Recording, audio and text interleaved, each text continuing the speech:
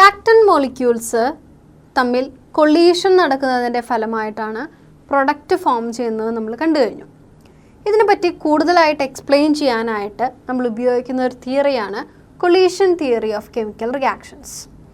Arrhenius equation നമ്മൾ കണ്ട ഏകദേശം അതേ കാര്യങ്ങൾ തന്നെയാണ് കൊളീഷൻ തിയറിയിൽ എക്സ്പ്ലെയിൻ ചെയ്യുന്നത്. എന്നാൽ കൊളീഷൻ തിയറി ഡെവലപ്പ് ചെയ്തത് Max Trautz and William Lewis എന്ന രണ്ട് സയൻറ്റിസ്റ്റുമാർ ചേർന്നാണ് 1916 to 1918 കാലഘട്ടത്തിലാണ് ഈ കൊളീഷൻ തിയറി ഡെവലപ്പ് ചെയ്തത്. കൊളീഷൻ തിയറി പ്രകാരം റിയാക്റ്റൻസിൻ്റെ കൈനറ്റിക് എനർജിയെ ഡിപ്പെൻഡ് ചെയ്തുകൊണ്ടാണ് ഒരു പ്രൊഡക്റ്റ് ഫോം ചെയ്യുന്നത്. According to this collision theory, the reactants are considered as hard spheres. റിയാക്റ്റൻറ്റുകൾ ഹാർഡായിട്ടുള്ള സ്ഫിയേഴ്സ് ആയിട്ടാണ് കൺസിഡർ ചെയ്യുന്നത്. ഇവ തമ്മിൽ കൊളീഷൻ നടക്കുന്നതിൻ്റെ ഫലമായിട്ട്, കൂട്ടിയിടിക്കലുകൾ നടക്കുന്നതിൻ്റെ ഫലമായിട്ട് പ്രൊഡക്റ്റ് ഫോം ചെയ്യുന്നു എന്നാണ് കൊളീഷൻ തിയറിയിൽ എക്സ്പ്ലെയിൻ ചെയ്യുന്നത്. ഇത്തരത്തിൽ കൊളീഷൻ നടക്കുമ്പോൾ number of collisions that occur per unit volume of A reaction mixture is known as collision frequency.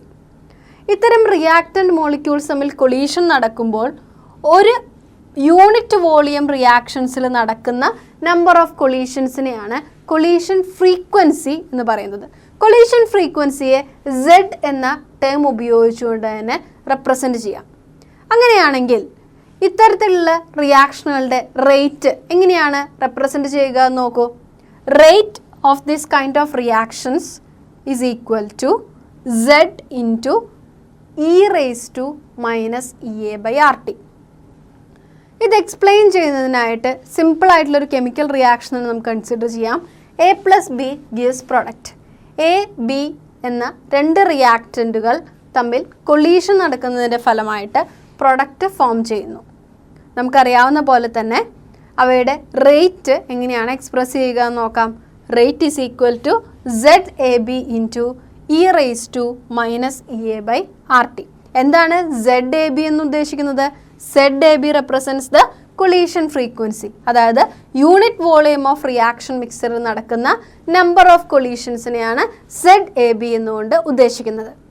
എന്താണ് e⁻⁻ ആ ടേം സൂചിപ്പിക്കുന്നത് നമ്മൾ കൺസിഡർ ചെയ്യുന്ന റിയാക്ഷൻ മിക്സ്ചറിലെ എത്ര റിയാക്റ്റൻ്റ് മോളിക്യൂൾസിന് ആക്ടിവേഷൻ എനർജിക്ക് ഈക്വലൻ്റ് ആയിട്ടുള്ള അല്ലെങ്കിൽ ആക്ടിവേഷൻ എനർജിയേക്കാൾ കൂടുതൽ കൈനറ്റിക് എനർജി ഉണ്ട്.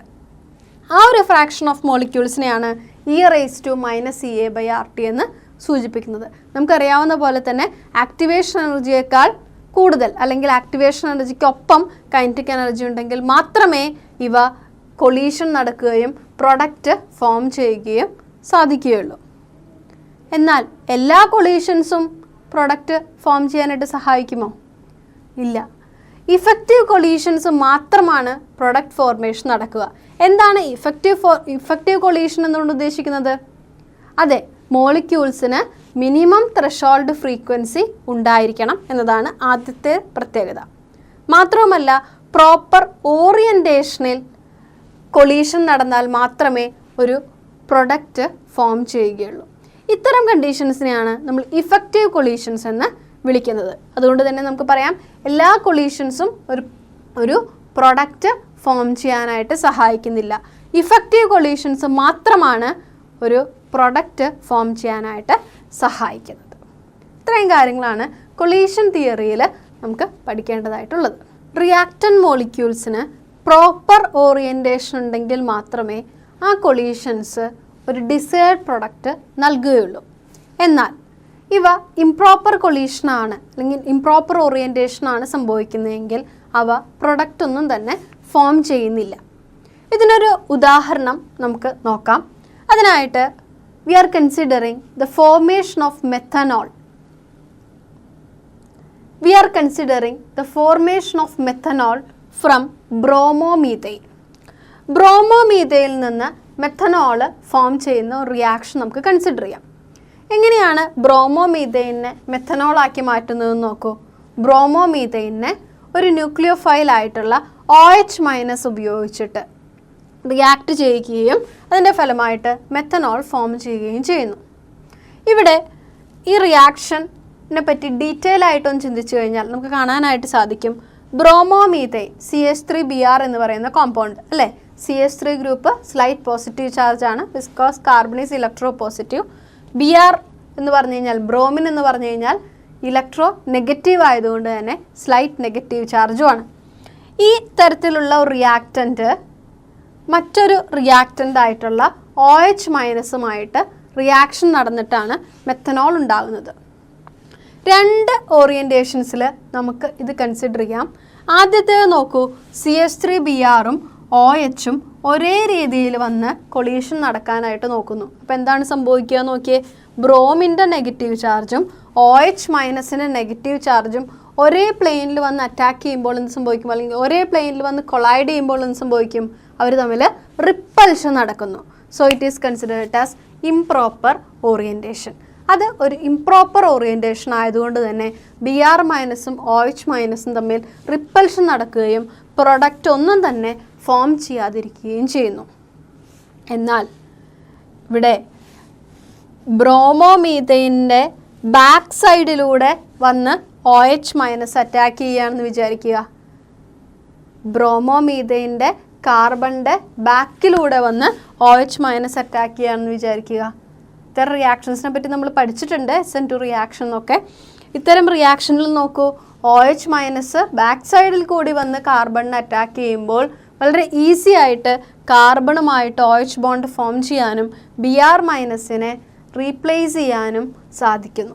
ഇത്തരത്തിൽ ആദ്യം ഒരു ഇൻ്റർമീഡിയറ്റ് ഫോം ചെയ്യുകയും പിന്നീട് അതൊരു പ്രൊഡക്റ്റായിട്ട്, മെത്തനോൾ എന്ന് പറഞ്ഞ പ്രൊഡക്റ്റായിട്ട് മാറുകയും ചെയ്യുന്നു. ഇതിൽ നമുക്ക് മനസ്സിലാക്കേണ്ട കാര്യം എന്താണ്, ആക്ടിവേഷൻ എനർജിയോടൊപ്പം തന്നെ പ്രധാനപ്പെട്ട റോളുള്ള മറ്റൊരു പ്രോപ്പർട്ടിയാണ് എന്ത്, പ്രോപ്പർ അല്ലെങ്കിൽ improper orientation. Proper orientation of molecules ഉണ്ടെങ്കിൽ മാത്രമേ ഒരു ഇഫക്റ്റീവ് കൊളീഷൻ നടക്കുകയും പ്രൊഡക്റ്റ് ഫോർമേഷൻ സംഭവിക്കുകയും ചെയ്യുന്നുള്ളൂ. അങ്ങനെയാണെങ്കിൽ ഒരു കൊളീഷൻ തിയറി പ്രകാരം ഒരു കെമിക്കൽ റിയാക്ഷൻ്റെ റേറ്റ് എങ്ങനെയാണ് എക്സ്പ്ലെയിൻ ചെയ്യുക നോക്കൂ.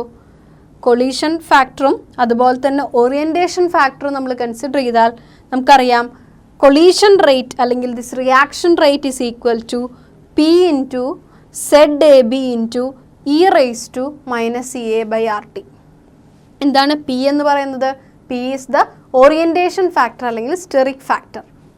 നമുക്കറിയാം Z എന്ന് പറഞ്ഞാൽ എന്താണ്, കൊളീഷൻ ഫ്രീക്വൻസിയാണ് അല്ലേ. e⁻ the fraction of molecules which are having kinetic energy which is equal to or greater than activation energy.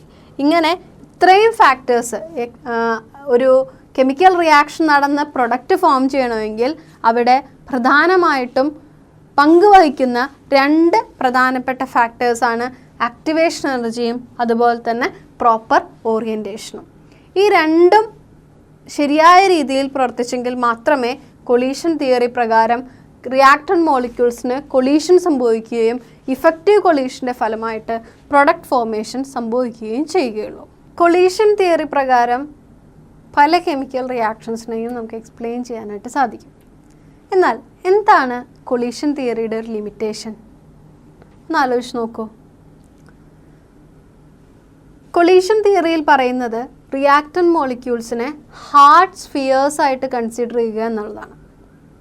Hard sphere ആയിട്ട് കൺസിഡർ ചെയ്താൽ മാത്രമേ ഈ റിയാക്റ്റൻറ്റുകൾ തമ്മിൽ കൊളീഷൻ നടക്കുകയും ഇഫക്റ്റീവ് കൊളീഷൻസ് നടന്നുകൊണ്ട് പ്രൊഡക്റ്റ് ഫോർമേഷൻ നടക്കുകയും ചെയ്യുകയുള്ളൂ. എന്നാൽ എല്ലാ ആറ്റംസിനെയും മോളിക്യൂൾസിനെയും നമുക്ക് ഹാർഡ് സ്ഫിയേഴ്സ് ആയിട്ട് കൺസിഡർ ചെയ്യാനായിട്ട് സാധിക്കുമോ? സാധിക്കില്ല. കാരണം നമുക്കറിയാവുന്ന പോലെ തന്നെ പല ആറ്റംസിൻ്റെയും മോളിക്യൂൾസിൻ്റെയും സ്ട്രക്ചേഴ്സ് എല്ലാം ഡിഫറൻ്റ് ആണ്.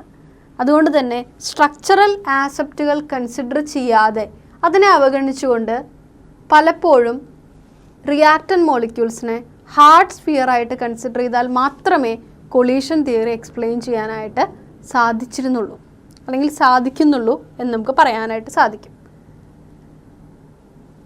എന്നാൽ ഇതൊരു സാറ്റിസ്ഫാക്ടറി ആയിട്ടുള്ള ഒരു എക്സ്പ്ലനേഷൻ അല്ലാത്തതുകൊണ്ട് തന്നെ കൊളീഷൻ തിയറിക്ക് ഒരുപാട് ലിമിറ്റേഷൻസ് ഉണ്ട് എന്ന് നമുക്ക് പറയാം.